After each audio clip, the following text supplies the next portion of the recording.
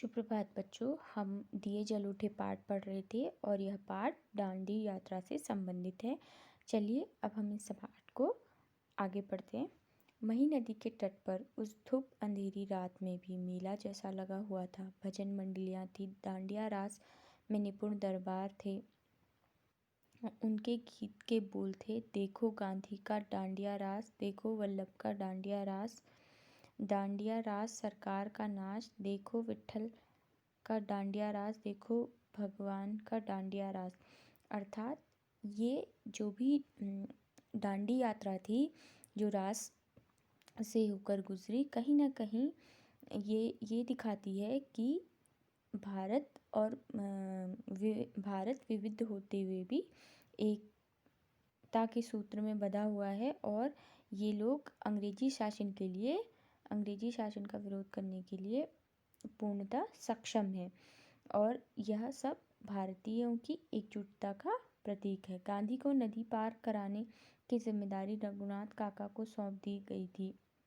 उन्होंने इसके लिए नई नाव खरीदी और उससे लेकर कनकापुरा पहुंच गए। बदलपुर के रघुनाथ काका को सत्याग्रहियों ने निषाद राज कहना शुरू कर दिया। उनके पास बदलपुर में काफ़ी ज़मीन थी और नावें भी चलती थीं। जब समुद्र का पानी चढ़ना शुरू हुआ तब तक अंधेरा इतना घना हो गया था कि छोटे मोटे दिए उसे भेद नहीं पा रहे थे। थोड़ी ही देर में कई हजार लोग नदी तट पर पहुंच गए। उन सबके हाथों में दिए थे। यह नज़ारा नदी के दूसरी ओर भी था। पूरा गांव और आसपास के आए लोग दिए की रोशनी लिए गांधी और उनके सत्याग्रहियों का इंतजार कर रहे थे। रात 12 बजे महिसागर नदी का किनारा भर गया, पानी चढ़ आया था। गांधी जी झोपड़ी से बाहर निकले और घुटनों तक पानी में चलकर नाव तक पहुंचे। महात्मा गांधी की जय, सरदार पटेल की जय, जवाहरलाल नेहरू की जय के नारे के बीच नाव रवाना हुई जिसे रघुनाथ काका चला रहे थे। कुछ ही देर में नारों की आवाज़ नदी के दूसरे तट से भी आने लगी। ऐसा लगा जैसे वह नदी का किनारा नहीं बल्कि पहाड़ की घाटी हो जहाँ प्रतिध्वनि सुनाई दे। महिसागर के दूसरे तट पर भी स्थित कोई भी नहीं थी।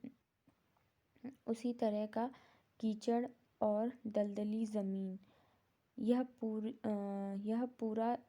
यात्रा का संभवतः सबसे कठिन हिस्सा था। 1.5 किलोमीटर तक पानी और कीचड़ में चलकर गांधी रात 1 बजे उस पार पहुंचे और सीधे विश्राम करने चले गए। नाव के बाहर गांधी के तट पर ही उनके लिए झोपड़ी पहले ही तैयार कर दी थी।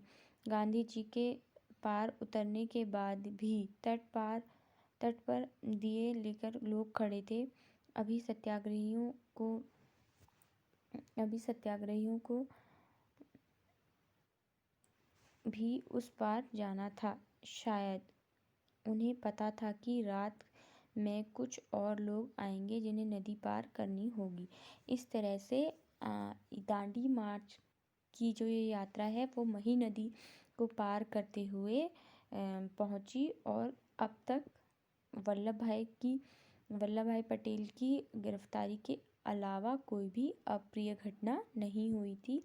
यह गांधी जी की ही शक्ति थी जिसके कारण पूरी जो दांडी यात्रा है वो बहुत ही शांतिपूर्ण ढंग से हुई और लोगों ने एक दूसरे को सहयोग करते हुए गांधी, नेहरू और पटेल की जय के नारे लगाते हुए अपनी यात्रा को आरंभ किया और उस रात में भी वो लोग उतने ही उत्साहित थे जो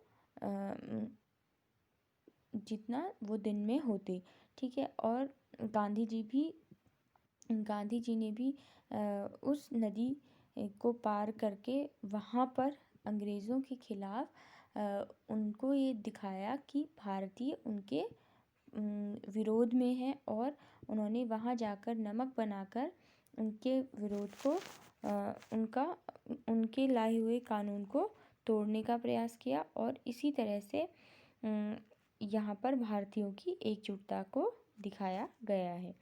चलिए बच्चों, आज के लिए इतना ही।